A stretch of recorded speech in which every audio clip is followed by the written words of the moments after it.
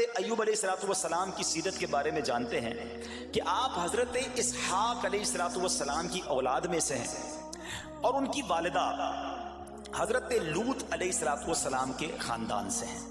اللہ تعالیٰ نے آپ کو ہر طرح کی نعمت سے نوازا تھا۔ آپ حسن و صورت والے بھی تھے، یعنی آپ کو اللہ پاک نے بہت خوبصورت بھی بنایا تھا، اور اللہ کریم نے مال بھی بہت دیا، اولاد میں بھی کثرت دی، یعنی ویل آف لائف تھی، خوبصورتی بھی ہے، مال بھی ہے، اولاد بھی ہے۔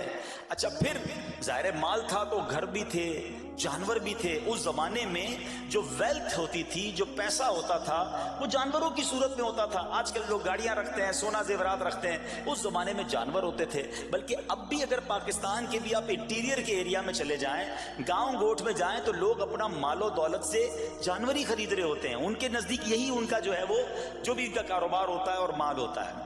اب آپ پر امتحان آیا، آزمائش آئی، اور وہ آزمائش کیسے آئی کہ پہلے آپ کا مکان گرا اور خاندان کے جتنے افراد تھے اور آپ کے بیٹے تھے، جتنے بھی آپ کے بیٹے تھے نا، وہ سب اس مکان کے تلے دب کر انتقال کر گئے۔ اللہ اکبر۔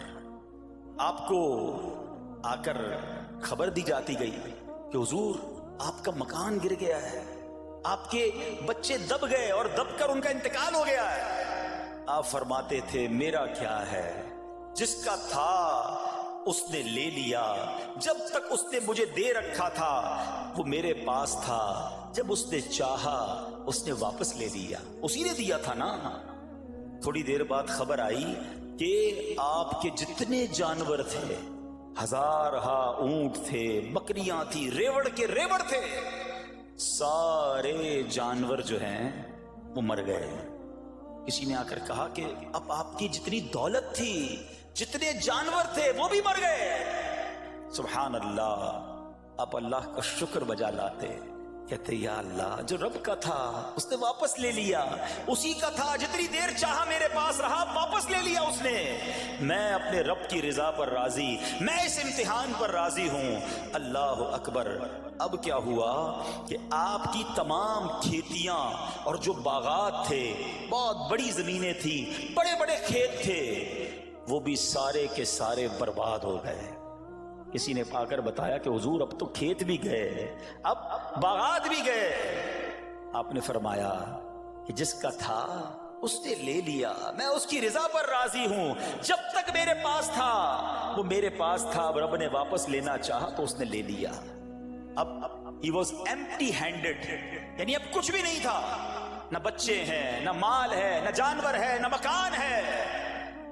مگر حضرت ایوب علیہ السلام کی زبان پر پھر بھی شکر ہے، اب بھی شکر ہے، شکوہ نہیں ہے کہ اللہ میں تیری رضا پر راضی ہوں۔ لیکن ابھی امتحان ختم نہ ہوا تھا، اور اس امتحان کے پیچھے بعض مفسرین نے ایک اور قول بھی نقل کیا کہ شیطان نے حضرت ایوب علیہ السلام کو دیکھ کر اللہ کی بارگاہ میں کہا کہ مولا، یہ تیرا بندہ اس لیے تیرا شکر گزار ہے کہ تو نے اسے بڑا نوازا ہے، بڑا مال دیا ہے، اولاد دی ہے، گھر دیا ہے۔ اب رب کریم نے حضرت ایوب پر امتحان بھیجا تاکہ پتہ چلے کہ میرے نیک بندے امتحان کے بعد بھی صبر کرتے ہیں۔ لیکن اب سب چلا گیا نا، تو شیطان نے کہا کہ ابھی جان تو باقی ہے نا، صحت تو باقی ہے۔ اللہ اکبر۔ مزید آزمائش آئی، اور یہ ہوا کہ آپ کو بیمار کر دیا گیا۔ مبارک جسم پر بڑے بڑے آبلے پڑ گئے، پھوڑے جس کو کہتے وہ پڑ گئے۔ اس حال میں آپ کے سارے دوست بھی آپ کو چھوڑ کے چلے گئے۔ آج کل ویسے بھی حال ایسا ہی ہے جناب، جب تک پیسہ ہے، شہرت ہے، آپ کے پاس کوئی مال ہے، تو آس پاس بہت سارے لوگ ہوتے ہیں، مگر جب یہ سب چیزیں چلی جائیں نا، تو بعض اوقات ایسی کنڈیشن میں اپنے اور پرائیوں کی جانچ بھی ہو جاتی ہے کہ اب کون کھڑا ہے۔ دوستی مال کے لیے تھی، دوستی شہرت کے لیے تھی، دوستی منصب کے لیے تھی، یا کسی کی ذات سے واقعی خالص دوستی تھی؟ اب کیا ہوا، آپ کے سارے رشتہ دار، سارے دوست بھی دور چلے گئے، سوائے آپ کی فرما بردار زوجہ تھی جن کا نام تھا رحمت بن افراہیم، اور یہ حضرت یوسف علیہ السلام کی پوتی بھی تھی، اللہ کے نبی کی آل سے تھی۔ وہ آپ کی خدمت کرتی رہی.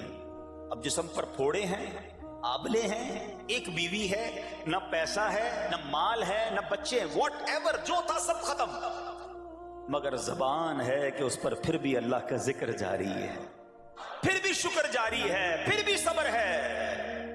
بات کرنا آسان ہے جناب، مشکل آئے اور صبر کرے بندہ. اصل امتحان یہ ہے، زباں پر شکوے رنجو علم لایا نہیں کرتے، زباں پر شکوے رنجو علم لایا نہیں کرتے، نبی کے نام لیوا غم سے گھبرایا نہیں کرتے. ہم میں سے کسی پر ایسی آزمائش نہیں آئی نا. چھوٹی موٹی آزمائشیں تو آتی رہیں گی. ایک بات یاد رکھنا، یہ زندگی کی جو گاڑی ہے نا، یہ مسائل کے پہیوں پر ہی چلتی ہے. ہمیں بعض اوقات کسی کی گاڑی، کسی کا مکان، کسی کا خوبصورت چہرہ، کسی کی مسکراہٹ دیکھ کر لگتا ہے یار یہ تو دنیا کا سب سے سخی آدمی ہے. ایسا نہیں. تو یہ نہ سمجھے کہ سارا جہان جناب سخی ہے اور میں اکیلا دکھی ہوں. ایسا نہیں ہوتا، بلکہ ہر اس جہاں میں تقریباً ہر بندہ ایسا ہوتا ہے جس کے ساتھ کوئی نہ کوئی دکھ لگا ہوا ہوتا ہے، کوئی نہ کوئی پریشانی ہے. کسی کو مال کی پریشانی، کسی کو روزگار کی پریشانی، کسی کو بیماری لگی ہے، کسی کو اور ٹینشن ہے. تو یہ کبھی بھی نہ سوچے کہ میں زندگی گزاروں گا اور کوئی ٹینشن نہیں آئے گی. تیار رہو امتحان کے لیے، امتحان ضرور آنا. اب کمال یہ ہے کہ اس امتحان میں پاس کون ہوتا ہے. حضرت ابراہیم پر امتحان آیا، زبان پر صبر ہے، شکر ہے، شکوہ نہیں ہے. اب کیا ہوا کہ آپ کا سال ہاں سال تک یہ محال رہا. یہ 2-4 مہینے کا پرابلم نہیں تھا، کئی سال تک آپ بیمار رہے. آپ کی زوجہ جو ہے وہ خدمت کرتی رہی. اچھا یہاں ایک غلط فہمی دور کر دوں کہ کچھ لوگ یہ کہتے ہیں، یہ کتابوں میں پتہ نہیں کچھ کتابوں میں لکھ دیا گیا کہ حضرت ایوب علیہ السلام کو معاذ اللہ کوڑ کی بیماری ہو گئی تھی. ایسا بالکل نہیں تھا. کوڑ کی بیماری نہیں ہوئی تھی، بلکہ نہ کوڑ ہوا نہ جزام ہوا. آپ کو جسم پر پھوڑے پھنسیاں جن کو کہتے ہیں، آبلے نکل آئے تھے. کیونکہ کوڑ کی بیماری وہ ہوتی ہے کہ جس سے لوگ نفرت یا حقارت کرتے ہیں. اللہ کے کسی بھی نبی کو کبھی بھی کوئی ایسی بیماری نہیں ہوئی جس کی وجہ سے لوگ اس سے حقارت یا نفرت کریں یا دور بھاگیں. کیونکہ اللہ نے ان نفوس قدسیہ کو، ان نیک بندوں کو، ان منتخب شخصیات کو لوگوں کی ہدایت کے لیے بھیجا ہے. ان کو کبھی کوئی ایسی چیز نہیں ہوئی کہ جس سے لوگ گھن کھا کر دور بھاگیں. تو یہ بالکل غلط ہے. البتہ آپ کے جسم پر آبلے تھے، پھوڑے تھی، اور اللہ اکبر آپ اس حال میں کیا رب سے عرض کرتے تھے؟ آپ عرض کرتے تھے، قرآن میں یہ الفاظ موجود ہیں، انی مسنی الضر وانت ارحم الراحمین. ترجمہ کیا ہے؟ مجھے تکلیف پہنچی اور تو سب مہر والوں سے بڑھ کر مہر والا ہے، رحم کرنے والوں میں سب سے بڑھ کر رحم کرنے والا ہے. یعنی اللہ کی بارگاہ میں یہ عرض کرتے تھے، یا اللہ تکلیف پہنچی ہے، رحم تو نے کرنا ہے، تو ارحم الراحمین ہے. زمانے سے نہیں کہتے تھے. یہاں ایک اور پرابلم ہے. میں کوئی مسئلہ ہوتا ہے، پرابلم آتی ہے، ہم ساری دنیا سے کہتے ہیں یہ مسئلہ ہو گیا، یہ پرابلم ہو گئی. نہیں، ساری دنیا میں سے کوئی آپ کا مسئلہ حل نہیں کر سکتا. اس سے بات کرو نا جو مسائل کو حل کرنے والا ہے، اس سے عرض کرو نا جو مصیبت کو دور کرنے والا ہے. ادھر ادھر جانے کی بجائے پرابلم یہ ہے، جب بھی مشکل آتی ہے ہم سب کے پاس جاتے ہیں، ہم رب کے پاس نہیں جاتے. جاؤ اس کے پاس جو حل المشکلات ہے، جو مصیبتوں کو حل کرنے والا ہے، اس کی بارگاہ میں فریاد کرو. وہ شاعر کتنی پیاری بات لکھتے ہیں نا، یہ بہت سارے لوگوں کے لیے درس ہے جو اپنی پرابلمز کے لیے دنیا والوں کے پاس جاتے ہیں. ارے اگر پکارنا ہے تو اللہ کی بارگاہ میں پکارو، التجا کرنی ہے تو اللہ کے حبیب سے عرض کرو نا. شاعر لکھتے ہیں، کسی کا احسان کیوں اٹھائیں، کسی کو حالات کیوں بتائیں، کسی کا احسان کیوں اٹھائیں، کسی کو حالات کیوں بتائیں. تمہیں سے مانگیں گے تم ہی دو گے، تمہارے در سے ہی لو لگی ہے. ہم اللہ کی بارگاہ میں عرض کریں، اللہ کے حبیب کی بارگاہ میں لو لگائیں. دنیا والوں کے پاس کچھ نہیں رکھا، لیکن ہم دنیا والوں کو بتا کر اپنے صبر کا ثواب بھی ضائع کر دیتے ہیں. دیکھو حضرت ایوب علیہ السلام کا صبر، کسی سے نہ کہا، اللہ کی بارگاہ میں عرض کرتے رہے. اب آپ کی آزمائش کا وقت پورا ہوتا ہے، دعا کرتے رہے، التجا کرتے رہے، صبر کرتے رہے. حکم ہوا کہ اپنا پاؤں زمین پر مارو. حضرت ایوب علیہ السلام نے پاؤں زمین پر مارا تو زمین سے ایک چشمہ پھوٹ اٹھا. حکم الہی سے حکم دیا گیا کہ اب اس پانی سے غسل کرو. آپ نے جب اس پانی سے غسل کیا تو آپ کی تمام بیماریاں دور ہو گئی. پھر آپ 40 قدم چلے, دوبارہ زمین پر قدم مارنے کا حکم دیا. قدم مارتے ہی ایک اور خوبصورت لذیذ ٹھنڈے پانی کا چشمہ نمودار ہوا. پانی ٹھنڈا, میٹھا اور لذیذ تھا. اب آپ نے وہ پانی پیا تو آپ کے باطن میں نور ہی نور پیدا ہو گیا اور آپ کو اعلیٰ درجے کی صحت و نورانیت حاصل ہو گئی. اور سنو, میرا رب تو قادر ہے نا, اللہ تعالیٰ نے آپ کی وہ ساری اولاد جو دب کر کئی سال پہلے مر گئی تھی, انتقال فرما گئے تھے, اللہ نے ان تمام اولاد کو پھر زندہ فرما دیا اور آپ کی بیوی کو دوبارہ جوانی بخشی, اور اب اس کے بعد بھی آپ کی کثیر اولاد ہوئی. سنو سنو, جو جانور چلے گئے تھے نا, اللہ نے مویشی, اسباب و خزانہ اس سے زیادہ آپ کو پھر سے عطا فرما دیا. صبر کیا تھا نا. ان اللہ مع الصابرین. اچھا, یاد سب کو ہے یہ آیت, بچپن سے یاد ہے, اللہ صابروں کے ساتھ ہے, صبر کرنے والوں کے ساتھ ہے. مگر صبر کرنا نہیں ہے, امتحان آنا ہے تو صبر کرنا نہیں ہے. آیت سب کو پتا ہے. اچھا, جس کے ساتھ پرابلم ہو جائے نا, اس کو بھی بندہ درس دینے جا رہا ہوتا ہے, بھائی صبر کرنا, اللہ آپ کو صبر دے. لیکن جب اس پر امتحان آتا تو یہ صبر کرتا نہیں ہے. دوسروں کو درس دے رہا تھا, آج تیری باری آئی ہے نا, تو صبر کا دامن نہ چھوڑیں. میں آپ کو ایک بات سوال پوچھنا چاہتا ہوں. آج کل ہم بڑے لوگوں سے تعلقات کیوں بنانے کی کوشش کرتے ہیں؟ یار جب کوئی مشکل ٹائم آئے گا نا تو یہ بندہ کام آئے گا. یہ پیسے والا دوست ہے, یہ اس کے تعلقات بہت ہیں, اس کی گورنمنٹ میں بات ہے, اس کی وکیلوں میں بات ہے, 4-5 ایسے دوست ہونے چاہیے. یہ ڈاکٹروں کے اندر بڑی اچھی اس کی دوستی ہے, کوئی ڈاکٹر کا بھی کام آئے گا تو یہ بندہ کام آ جائے گا. ہم دنیا والوں سے تعلقات اس لیے بناتے ہیں تاکہ یار مصیبت آئے تو یہ بندہ کام آئے. اور نارملی اکثر ایسا ہوتا ہے کہ جس سے امید رکھی ہوتی ہے مصیبت کے وقت وہ غائب ہو جاتا ہے. لیکن رب خود قرآن میں فرما رہا ہے, ان اللہ مع الصابرین, صبر کر لو, اللہ کی رحمت تمہارے ساتھ ہو جائے گی. اب میں آپ سے سوال کرتا ہوں, دنیا کے تعلقات ہوں یہ ضروری ہے یا یہ فائدے مند ہے, یا بندہ صبر کر لے تو اللہ کی رحمت ساتھ ہو جائے, سارے غم ویسے ہی دور ہو جائیں گے؟ صبر, اس کو نہیں چھوڑنا ہے. تو حضرت ایوب علیہ السلام کی زندگی میں ایک اور واقعہ یہ ہوا کہ جب آپ بیمار تھے, آپ کو پتہ جب بندہ بیمار ہوتا ہے تو بعض اوقات اس کی طبیعت میں کیفیات بھی ہوتی ہیں, تو آپ نے اپنی زوجہ کو پکارا, تو آپ کی زوجہ کچھ دیر میں حاضر ہوئی, تو آپ نے جلال میں آ کر اس کو 100 درے, اپنی زوجہ کو 100 کوڑے مارنے کی قسم کھا لی. اب جب صحت آ گئی تو قسم تو آپ نے کھائی ہوئی تھی, تو اب کیا کرتے؟ اس بیوی نے تو خدمت بھی بہت کی تھی, اب اسے کوئی خاص کیفیت تھی, آپ نے قسم اٹھا لی تھی. تو سبحان اللہ, ایوب علیہ السلام کو اللہ کریم نے قرآن میں کیا حکم دیا کہ اے ایوب, آپ ایک یعنی 100 جس کو کہتے ہیں تنکے, 100 تنکوں والی جھاڑو لیں اور اس جھاڑو کو ایک مرتبہ اپنی بیوی کو مار دیجئے تو آپ کی قسم جو ہے وہ پوری ہو جائے گی, یعنی قسم کا کفارہ نہیں دینا ہوگا. اللہ اکبر. اللہ نے اس نبی علیہ السلام کی فرما بردار بیوی کی جو سزا تھی یا جو معاملہ تھا اس کو کتنا آسان فرما دیا. تو رب کریم نے قرآن مجید فرقان حمید میں اس کو کس طرح بیان فرمایا, وَخُذْ بِيَدِكَ ضِغْثًا فَاضْرِب بِهِ وَلَا تَحْنَثْ, فرمایا کہ اپنے ہاتھ میں ایک جھاڑو لے کر اسے مار دے اور قسم نہ توڑ. اِنَّا وَجَدْنَاهُ صَابِرًا, فرمایا ہم نے اسے صابر پایا. نعم العبد, کیا اچھا بندہ. اِنَّهُ اواب, بے شک وہ بہت رجوع لانے والا ہے. ارے آج دنیا کسی کو کہے یہ صبر والا ہے, حضرت ایوب کی شان دیکھو کہ رب فرما رہا ہے قرآن میں اِنَّا وَجَدْنَاهُ صَابِرًا, اور ہم نے ایوب کو صبر کرنے والا پایا, صابر پایا. اللہ حضرت ایوب کے صبر کے صدقے ہمیں بھی صابرین میں شامل فرما لے.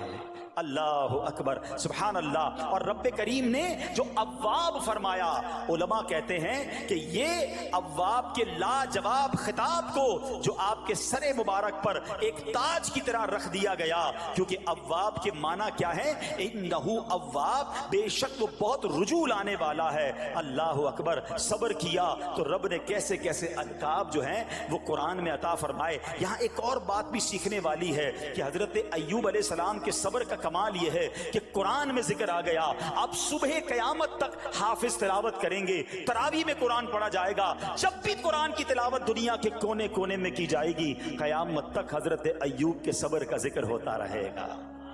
جب آپ صبر کرتے ہیں اللہ رسول کو راضی کر لیتے ہیں، اللہ ان ناموں کو بلند فرما دیتا ہے۔ بہرحال میرے پیارے اسلامی بھائیوں، اب یہاں تھوڑا سا ایک شرعی مسئلہ بھی سمجھ لیں۔ بعض اوقات ہے کہ آپ لفظ سنتے ہیں ہیلا، اچھا کچھ لوگ جب یہ لفظ ہیلا سنتے ہیں تو کنفیوز ہو جاتے ہیں، یار یہ کیا، ایک کام کرنا تھا اس کو ایک اور طریقے سے کر دیا، ہمیں سمجھ نہیں آ رہا، عجیب عجیب سی لوگ باتیں کرتے ہیں۔ سبحان اللہ، علماء فرماتے ہیں پہلے ہیلے کا مسئلہ سمجھ لیں۔ فتاوی عالمگیری میں ہے جو ہیلا کسی کا حق مارنے یا اس میں شبہ پیدا کرنے یا باطل ذریعے سے فریب دینے کے لیے کیا جائے وہ مکروہ ہے، اور جو ہیلا اس لیے کیا جائے کہ آدمی حرام سے بچ جائے یا حلال کو حاصل کر لے وہ اچھا ہے۔ انما الاعمال بالنیات، غلط نیت سے ہیلا کہ کسی کا حق دبا لوں یا معاذ اللہ زکوٰۃ ادائی نہ کرنی پڑے، اللہ کو کوئی دھوکہ نہیں دے سکتا، اللہ دیکھ رہا ہے کہ اس کی نیت کیا ہے، لیکن ہیلا اس لیے ہے کہ حرام سے بچ جائے، حلال حاصل کر لیا جائے۔ تو اس کی جو جواز کی صورتیں ہیں علماء نے فرمایا یہ آیت اس میں دلیل ہے، اور آیت کیا تھی؟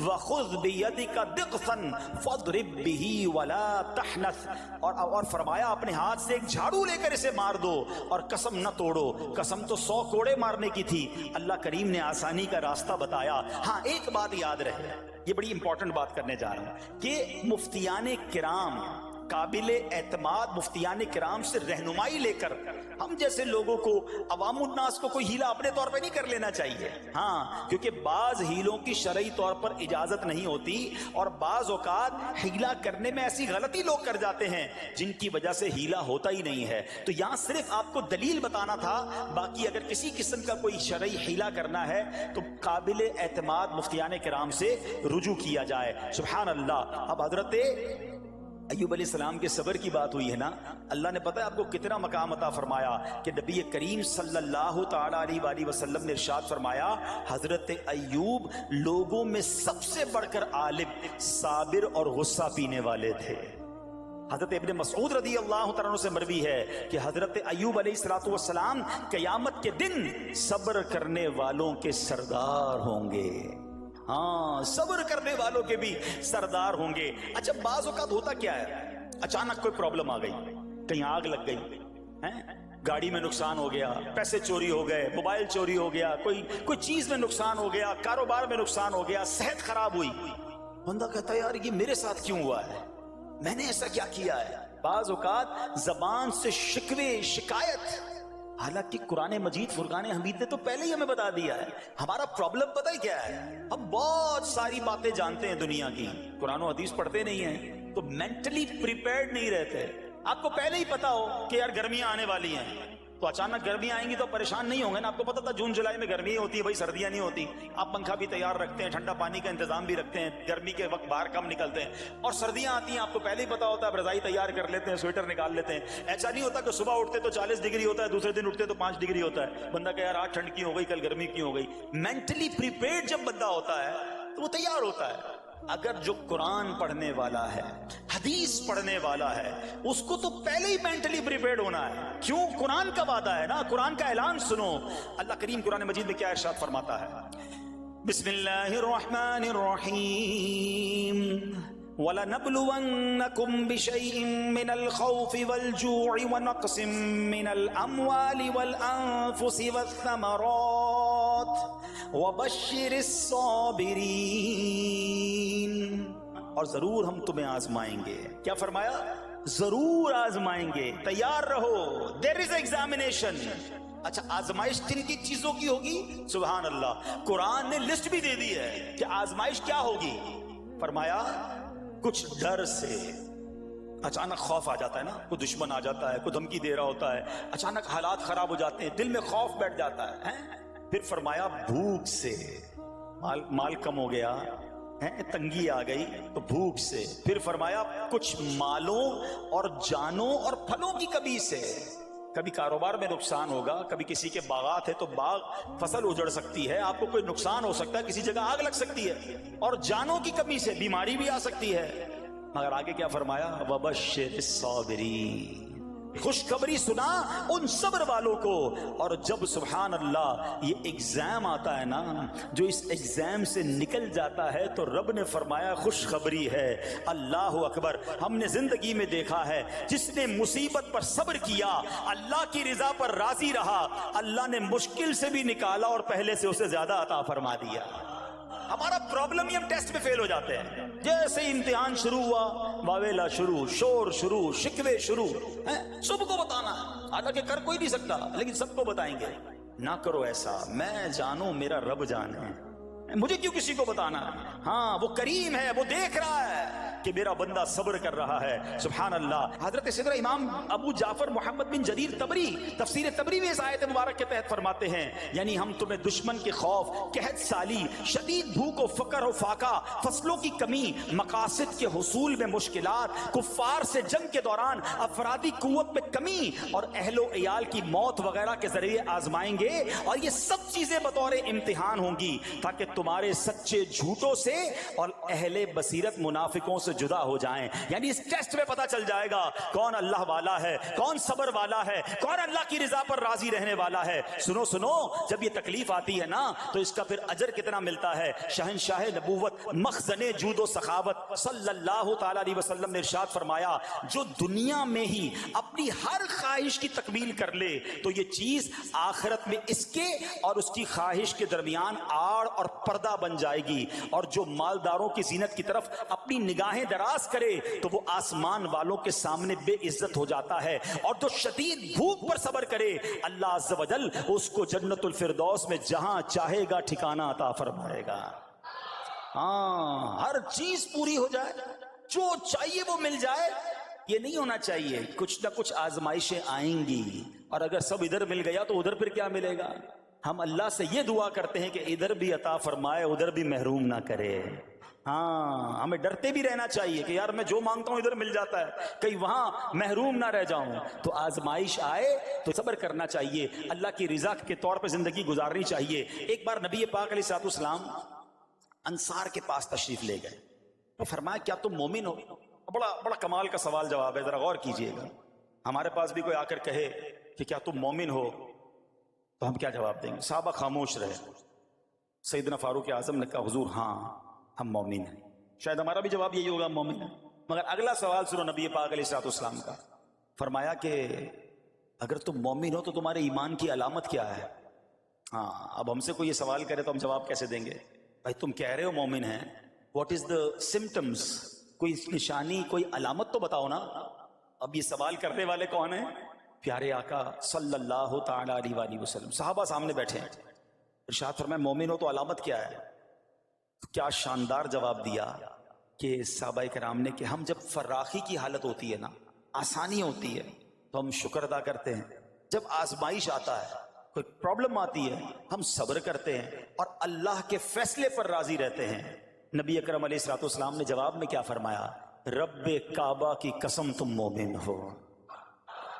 تو پتہ یہ چلا کہ مومن ہونے کی نشانی یہ ہے کہ جب اچھے دن آئیں تو شکر کرے اور مشکل کے دن آئیں تو اللہ کی رضا پر, اللہ کے فیصلوں پر راضی رہے, صبر کرے. اب آؤ سوال کرتے ہیں.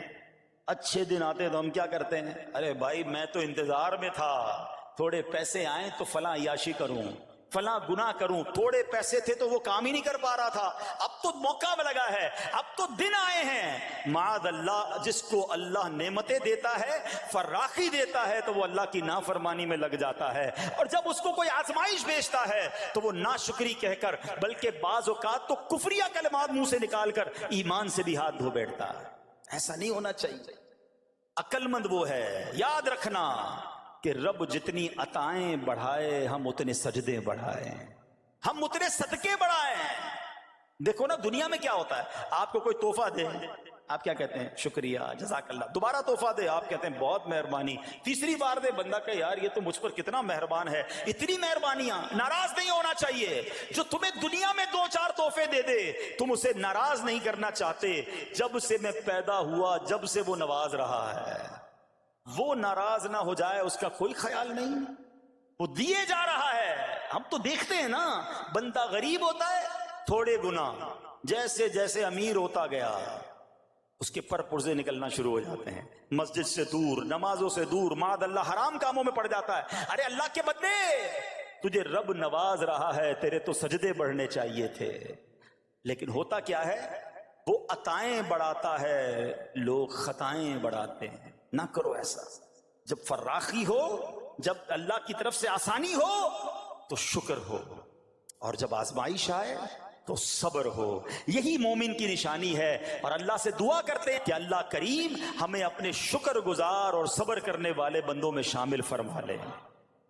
اور یقین کریں صبر کا جو پھل ہے نا، وہ کہتے ہیں نا صبر کا پھل میٹھا، او ہو بالکل ٹھیک کہا، بلکہ بہت میٹھا ہے۔ سنو، اللہ عز و جل فرماتا ہے کہ جب میں کسی بندے کو بیماری میں مبتلا کروں، ہو سکتا ہے یہاں بھی میرا کوئی بھائی بیمار بیٹھا ہو، مدنی چینل کے ناظرین میں سے کوئی بیمار بیٹھا ہو، دیکھو بیماری آئے نا، شکوہ مت کرنا، صبر کرنا۔ فضیلت سنو، حدیث قدسی ہے، اللہ فرماتا ہے جب میں اپنے کسی بندے کو بیماری میں مبتلا کروں اور وہ اس پر صبر کرے، کسی سے شکایت نہ کرے، تو میں اس کے گوشت کو اچھے گوشت سے اور اس کے خون کو اچھے خون سے بدل دیتا ہوں۔ پھر اگر اسے شفا دیتا ہوں تو ایسی شفا دیتا ہوں کہ اس کے نامہ اعمال میں کوئی گناہ نہیں رہتا، اور اگر میں اسے دنیا سے اٹھا لوں تو اسے اپنی رحمت کاملہ کے سائے میں لے جاتا ہوں۔ ارے کمال ہو گیا، بیماری آئی، بیماری جب جاتی ہے تو گناہوں سے بھی پاک کر کے جاتی ہے، صرف ایک ہی تو کنڈیشن ہے، صبر کرنا۔ بیماری آئی، صبر کرنا، ہاں کسی سے بات نہ کریں، شکوہ نہ کریں، اللہ کی بارگاہ میں عرض کریں مولا تیری مہربانی، ہاتھ میں درد ہے باقی جسم تو سلامت ہے، اے اللہ آنکھ میں درد ہے باقی جسم تو سلامت ہے، اے اللہ گردوں میں پرابلم ہے میرا باقی جسم تو سلامت ہے، یہ بھی تیری مہربانی ہے۔ اللہ کرے کہ ہم شکر گزار بندے بن جائیں، کیونکہ یہ بیماری تو ہمارے گناہ معاف کروانے آئی تھی، مگر افسوس یہ ہے کہ جو گناہ معاف کروانے والا کام ہمارے ساتھ ہوا اس میں بھی ہم نے اللہ کو ناراض کر دیا اور شکوے شکایات کی۔ سنو سنو، اس نے اخلاق کے پیکر نبیوں کے تاجور صلی اللہ تعالی علیہ وسلم نے ارشاد فرمایا، ابھی تو صرف بیماری کی بات ہوئی نا، اب آؤ اگر کسی کو کاروبار میں نقصان ہو گیا، کسی کے پیسے کم ہو گئے، کسی کی جان و مال کا کوئی نقصان ہوا، کوئی آگ وغیرہ لگ گئی، سنو اللہ کے حبیب علیہ الصلوۃ والسلام فرماتے ہیں کہ اللہ ارشاد فرماتا ہے، پھر حدیث قدسی ہے کہ جب میں اپنے کسی بندے کے بدن یا اس کے مال یا اس کی اولاد کی طرف کوئی سختی بھیجوں، پھر وہ صبر جمیل کے ساتھ اس کا استقبال کرے، تو قیامت کے دن مجھے اس سے حیا آئے گی کہ میں اس کے لیے میزان قائم کروں یا اس کا نامہ اعمال کھولوں۔